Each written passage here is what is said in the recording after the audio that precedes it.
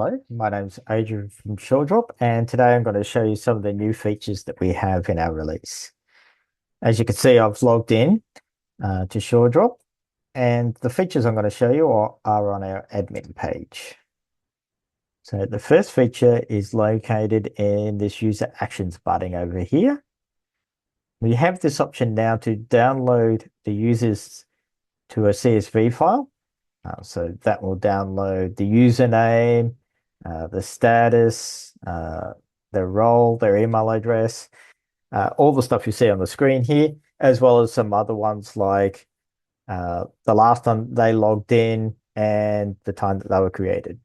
So with that data, you could then do things like, find all these pending requests where people have not just accepted the invitation.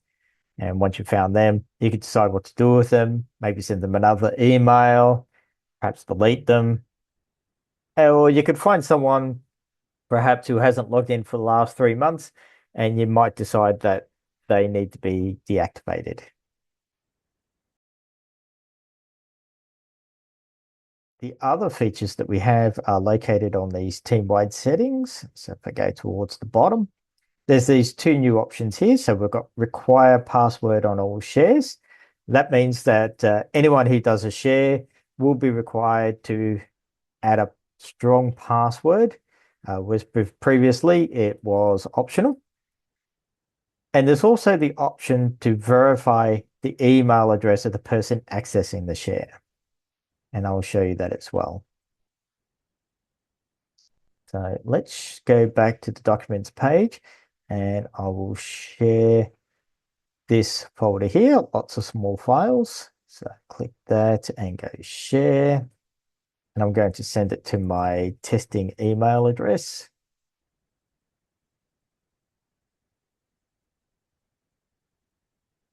I'll put in a message.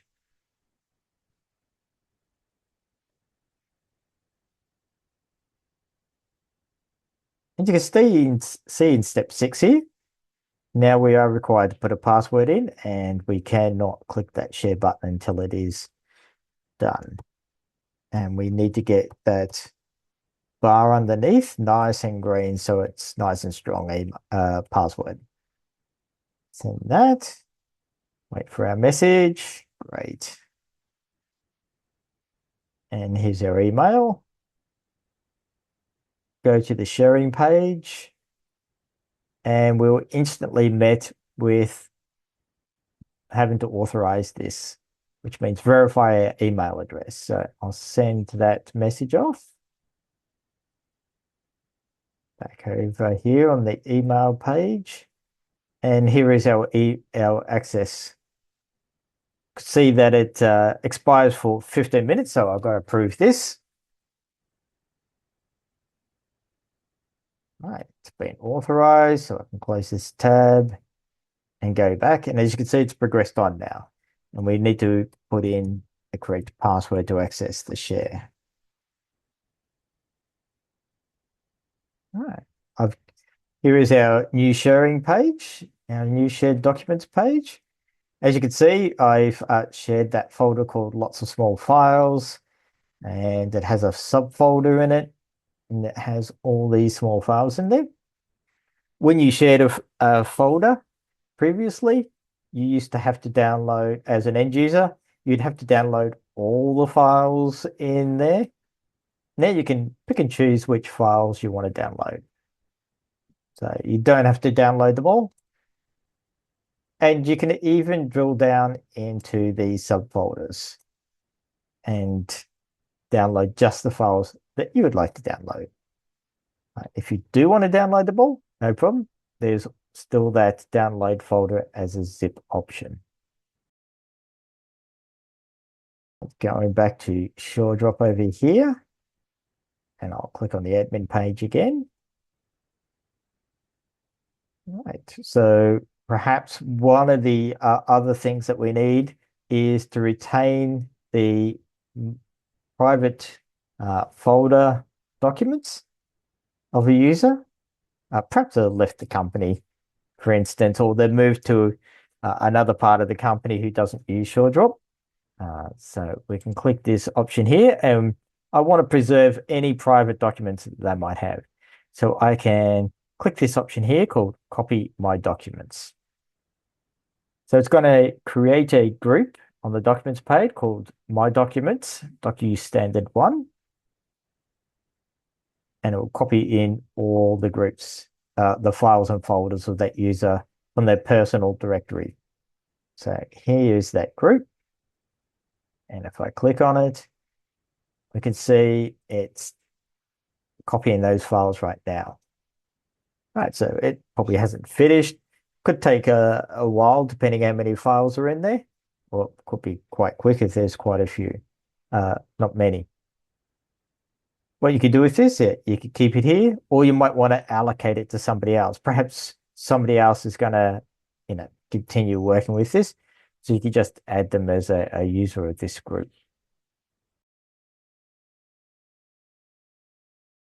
So if we go back to the admin page, another feature that you might need to do is send this to somebody else. For example, perhaps someone's changed their username, or your username is an email address and the company's changed their email address.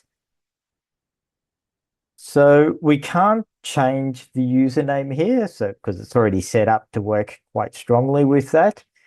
But what we could do is then just copy it to somebody else. So we can clone the user, and we can put in the new username. So clone.username3, for instance.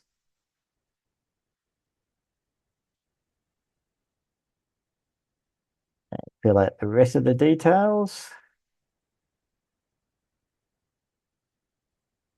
And then down here, we got the user expiry date. So this is also a new field.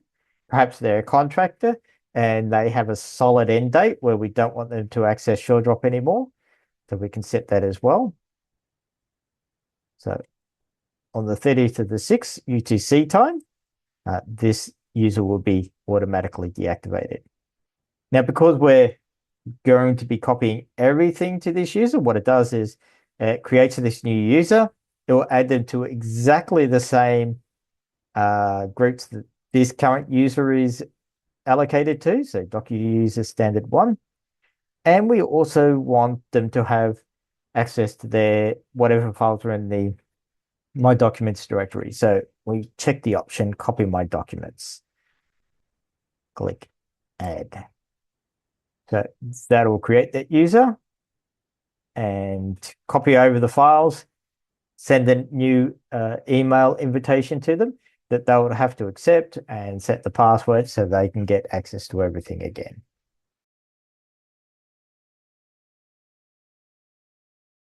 Okay, so another thing that you may need to do is to delete the content of someone's My Documents directory.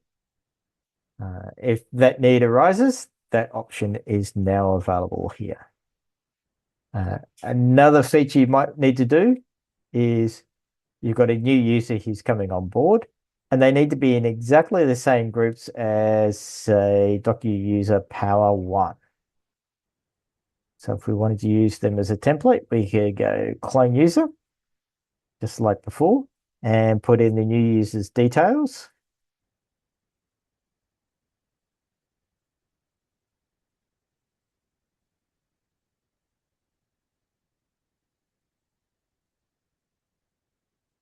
So they'll be added to the same groups, but what we don't do is check copy my documents. Otherwise, they'd get access to all those personal documents that this user currently has. So that would be then just created as soon as they log in. They'll have access automatically to whatever groups that user has access to.